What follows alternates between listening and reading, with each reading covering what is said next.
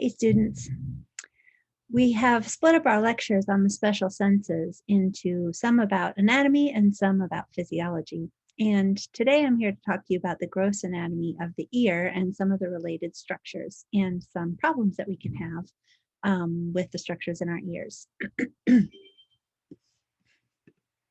All right.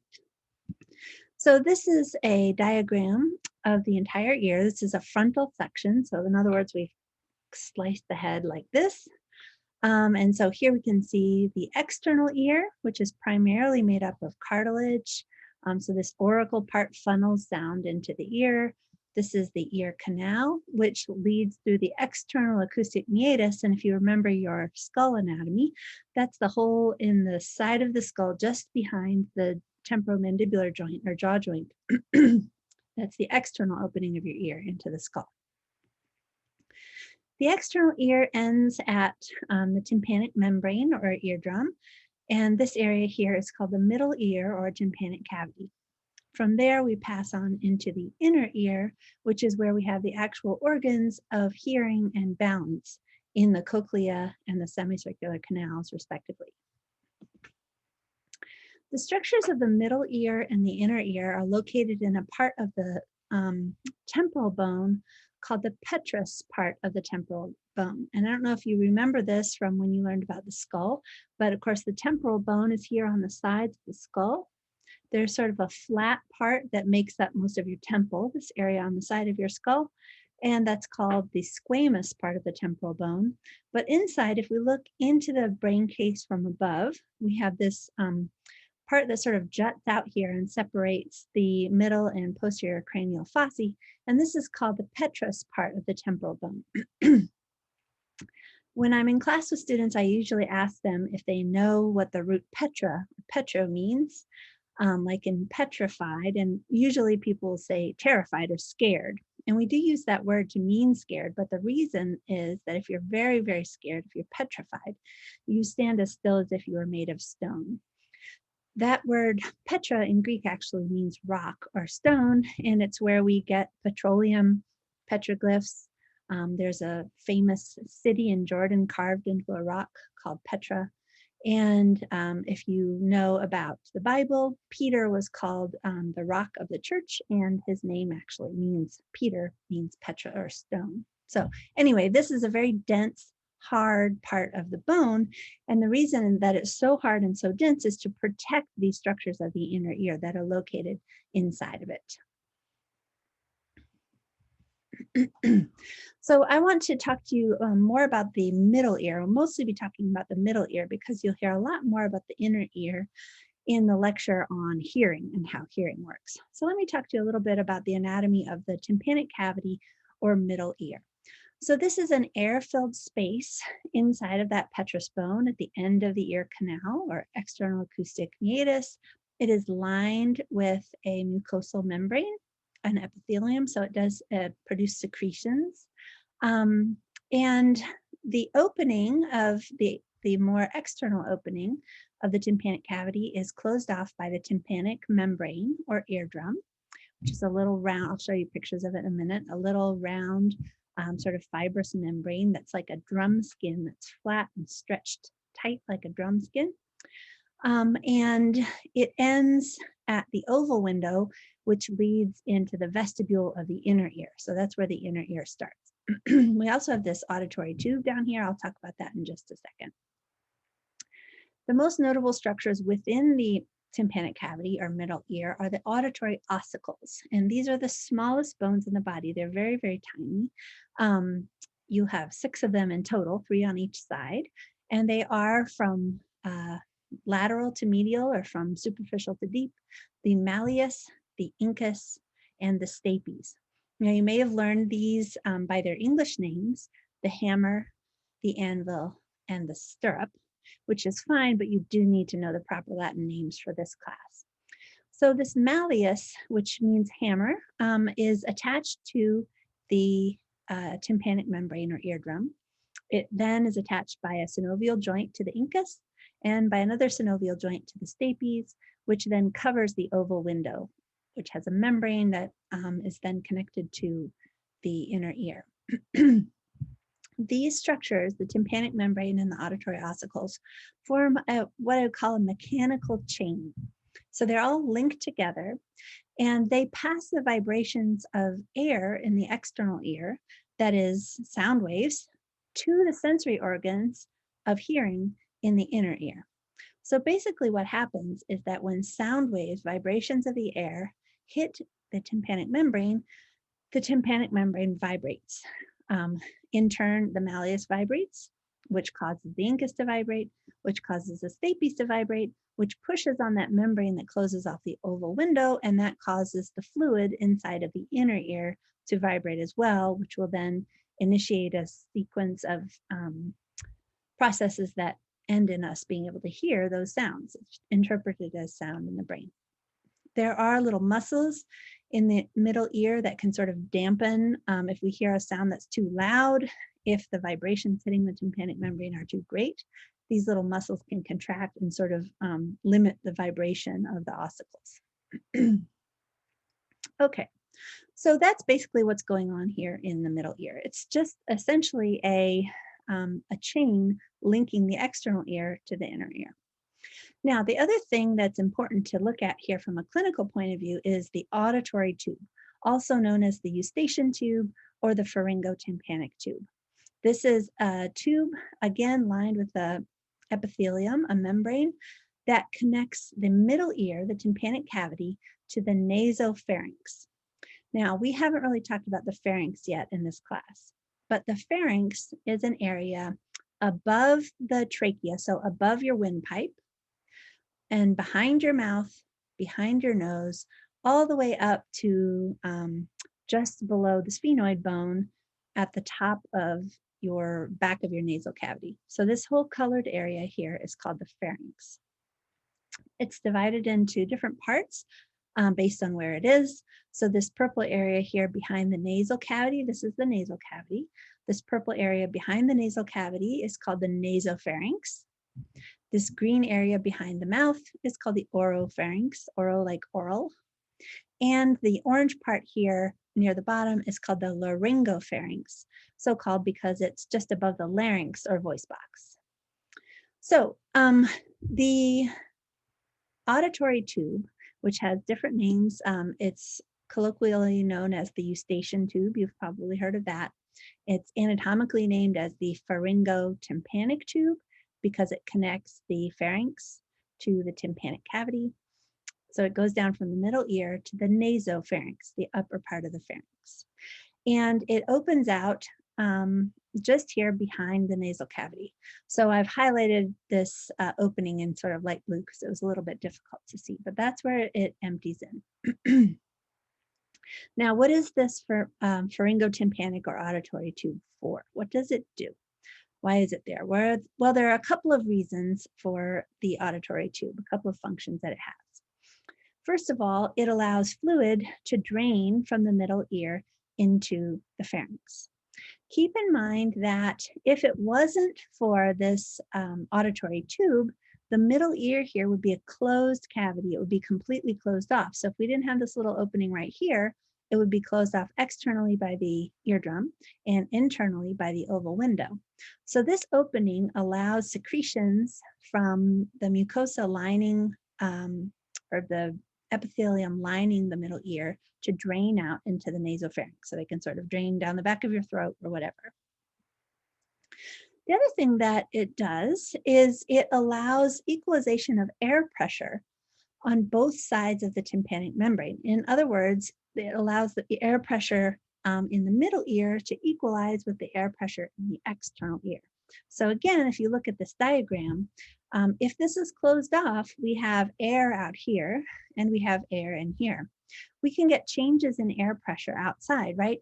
And those of us, here living in the mountains, we're familiar with this. If you've ever flown on an airplane, you're familiar with this. But if you take a car ride up to the top of a mountain, what's going to happen is that your ears are going to start to feel funny, right?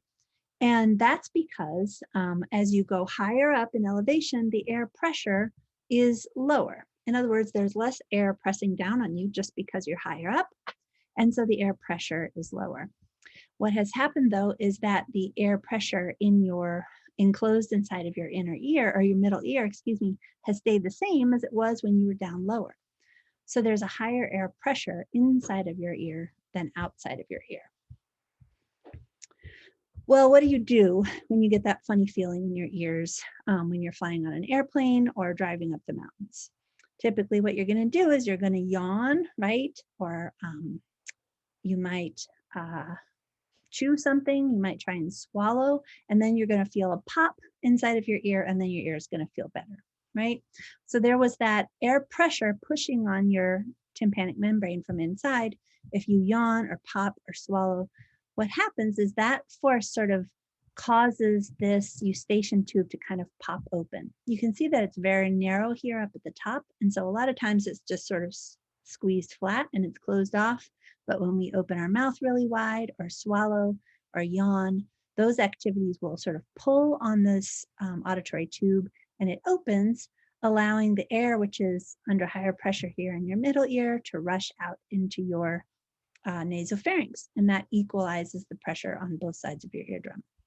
If you have ever been, or if you ever do find yourself on a flight on an airplane with a baby, be sure to bring a pacifier or a bottle for that baby to suck on, because that baby's ears are going to start to hurt as you go up, but that sucking will cause the eustachian tube to open and release that pressure.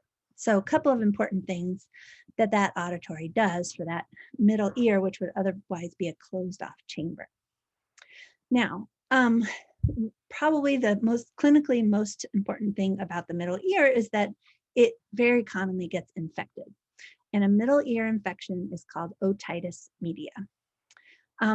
Typically, this is most often caused when the fluid that has been secreted by the membrane lining that middle ear, that tympanic cavity, doesn't drain properly. So remember, it should drain out through the auditory tube. Sometimes it doesn't drain properly, and there are different reasons. We'll talk about that in a second, and it builds up in there. That can cause pain, just having that fluid in there, even if it's not infected. And it can also interfere with hearing, because if you've got all that fluid behind the eardrum, it can't vibrate as well. The eardrum can't vibrate as well. So what you're looking at right here are a series of otoscopy views of the tympanic membrane from outside. So we are using an otoscope to look into the external ear and look in at the tympanic membrane. The tympanic membrane is so thin that it's clear. Okay, so this is a normal ear, and what you see here is the tympanic membrane. See that shiny, round, clear spot there? That is the malleus on the inside of it. You can see right through and see the malleus attached to it. So here, this is a normal middle ear with no fluid inside. In this particular otoscope, we can see that there is some fluid built up inside of the middle ear. Those are air bubbles, so there's some fluid and some air. And here we have a middle ear that you can see there's all this stuff behind the tympanic membrane, and that's fluid. So that can be really painful by itself, just because that fluid is pushing on the eardrum. And like I said, it can also interfere with hearing. What can happen then is, if there are bacteria in there, that fluid can get infected, and you can develop an infection inside of the ear, and that's really painful. Of course, now we treat it with antibiotics typically, but if the too much fluid builds up in there and the pressure gets to be too great, what can actually happen is that the tympanic membrane can rupture. That is, a hole can break in it, it can be forced through, and that fluid will just drain right out through the tympanic membrane instead of draining through the auditory tube. If you ever are around a small child that has a bad ear infection, they may cry and cry. So this happened to me a couple of times with my kids. They cry and cry and cry because these are very painful. And suddenly they'll stop crying, and you'll notice that there's fluid trickling down from outside of their ear. They stopped crying because once the eardrum ruptured, the pressure was off as that fluid came out, and it didn't hurt so much anymore. And then that fluid you see is the fluid that was built up on the inside of the middle ear. Now that's generally not harmful if it happens once or twice, but it will heal over. But if this perforation happens too much, you'll get scar tissue that will build up on the tympanic membrane, and then it won't be able to vibrate. So its vibrating abilities depending on it being very thin. All right. So, in fact, I was just going to say that Before the advent of antibiotics, when somebody had a really bad ear infection, real painful with lots of fluid, they actually used to pierce the eardrum with a needle on purpose just to relieve that pressure. Now, you probably know that it's mostly children who get middle ear infections. They get lots and lots of them. And if you ever become a GP, family doctor or a pediatrician, you're going to see tons of these. And there are a couple of reasons for this. One is just the shape of the head and the shape of the face in infants and small children compared to adults. Children have much shorter faces than adults do. So here's an adult face. We start with a little short face. Babies have a little short nose, little short jaws. As we get older, the face grows downward. So what happens is that this eustachian tube or auditory tube starts out relatively horizontal. In other words, the ear is almost directly across from the nasopharynx. As we get older and the face grows longer, that tube becomes much more diagonal, much more slanted. This adult shape allows stuff to just drain out, allows fluid to drain from the middle ear through the auditory tube naturally just by gravity. In children, it doesn't drain nearly as easily because, as you can see, that's horizontal. There's not going to be, gravity pulling that fluid out of the middle ear as much. So that fluid can build up in there much more easily in babies. Another thing that can happen is if you have a baby and you're feeding the baby lying down, either nursing or feeding the baby with a bottle, that can actually cause milk to go back up into the auditory tube from the nasopharynx and into the ear where bacteria can build up in there. So babies tend to get, and little children tend to get lots of ear infections. Now, if there's consistently too much trouble with drainage, not enough drainage happening from the middle ear. So in other words, if fluid is consistently building up in the middle ear, it's really common for kids to get laryngotomy tubes, or we would just say tubes in their ears. So what these do is they make a little artificial opening within the eardrum, within the tympanic membrane. So remember in that last picture, we saw that if the eardrum ruptures, it creates a hole where that fluid can drain out. What we're doing here is just making a controlled hole and putting something in it to keep it open for a while that will allow fluid to drain from the middle ear out into the external ear. So again, this is an otoscopy view. We're looking at the external aspect of the tympanic membrane. There you can see the malleus. And this is a little laryngotomy tube right here. So these are the tubes that are put in your ear. They're very, very tiny, and they're sort of shaped like a spool. These wider edges keep the tube from falling in or out of the ear. And so here's the middle ear, here's the external ear. So fluid can't get through the auditory tube, but it can drain out of this laryngotomy tube. And that will typically stay in there. Usually it will ultimately fall outwards as the tympanic membrane just kind of heals and forces it out. And then you'll be able to hear fine in general after that. So those usually stay in for a while until the kid doesn't tend to get so many ear infections. Now, one other thing about this auditory tube before I move on, another common cause of drainage or fluid buildup in the middle ear is from swollen adenoids. So this is another view of the ear, the eustachian or auditory tube, and the pharynx. So remember, this is the pharynx right here, and this is the nasopharynx up here behind the nose. Now, we'll talk about these more when we get to the immune system, but there are a couple of different areas where you have tonsillar tissue, which is buildup of sort of immune tissues that help fight infection. You're probably familiar with the tonsils inside of your mouth, but you also have adenoids, which is a lump of tonsillar tissue, lymphatic tissue, up at the top of your nasopharynx, right next to where the auditory tube empties into the nasopharynx. So the opening of the auditory tube and the adenoids are right next to each other. These tonsillar tissues, these lymphatic tissues, tend to get swollen when your body is fighting off an infection. And if that adenoid tissue gets swollen too much, it will press on the eustachian tube and basically close it off so that fluid can't get out of the middle ear through the eustachian tube and down into the nasopharynx to drain out. So again, you're going to get a buildup of fluid in that in the middle ear. So again, then what you can have is that fluid in there getting infected and you end up with infected ears. There's kind of a triad of ear infections that's pretty common. This happened to a couple of my kids where they would get strep throat.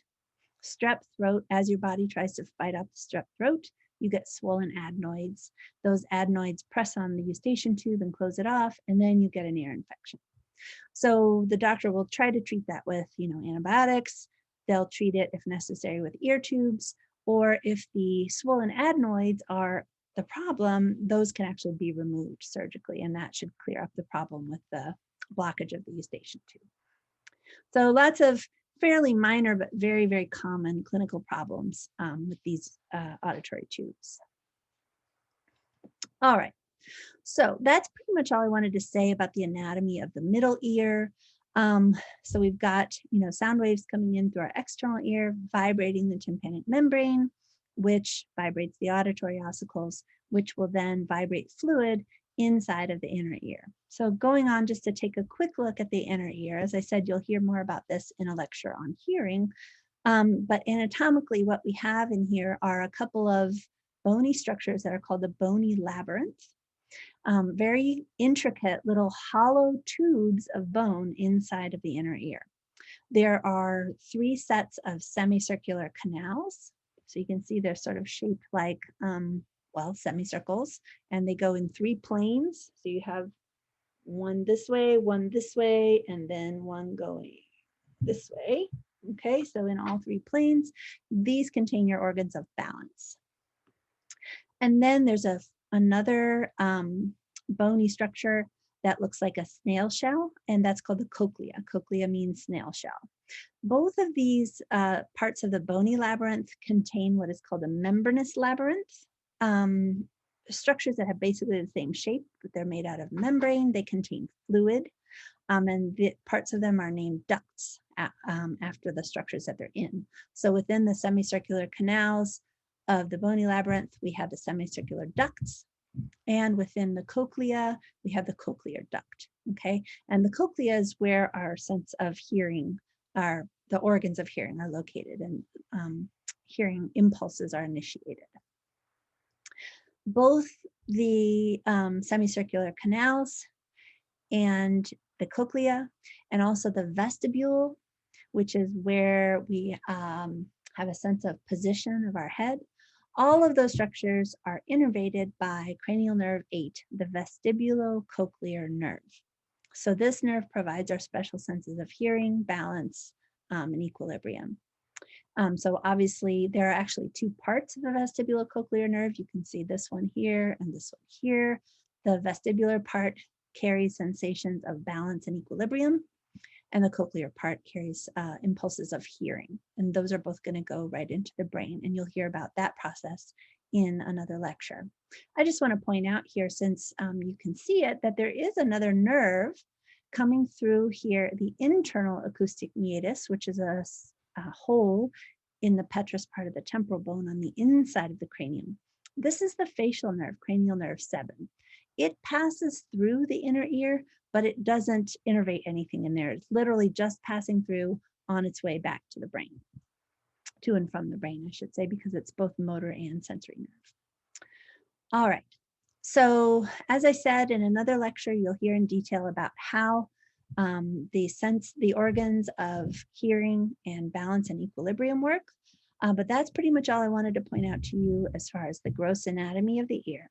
If you have any questions about any of this, please don't hesitate to reach out to me. I'd be happy to talk about it with you. And until then, I'll see you later.